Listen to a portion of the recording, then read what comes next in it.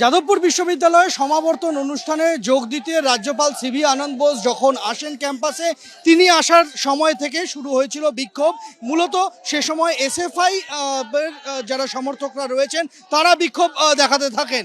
এবার সমাবর্তন অনুষ্ঠান শেষে যখন রাজ্যপাল তিনি এখান থেকে বের হচ্ছেন, ঠিক সেই সময় এসএফআই এর পাশাপাশি এআইডিএসও, ফেডসু, বিভিন্ন যে ছাত্র সংগঠন রয়েছে যাদবপুর বিশ্ববিদ্যালয়ে, তারা বিক্ষোভ দেখাতে শুরু করেছেন। প্রথমত তো আমরা গাড়ি আটকাইনি, দ্বিতীয়ত হচ্ছে উনি যেহেতু এই রাজ্যের শিক্ষার হেড, তো আমরা তার কাছে আমাদের সুনির্দিষ্ট দাবি নিয়ে এসেছি।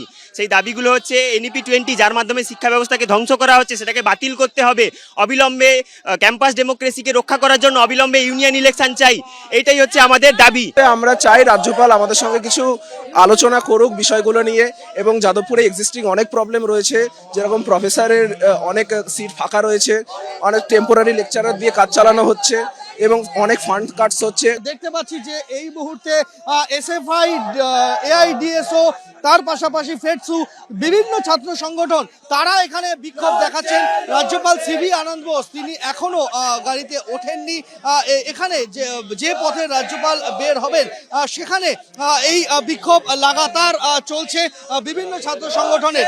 আমরা দেখতে পাচ্ছি যে এই মুহূর্তে সিভি আনন্দ বোস তিনি গাড়িতে উঠেছেন এবং তিনি গাড়িতে ওঠার পর রাজ্যপালের যে গাড়ি তা ধীরে ধীরে বেরিয়ে আসছে।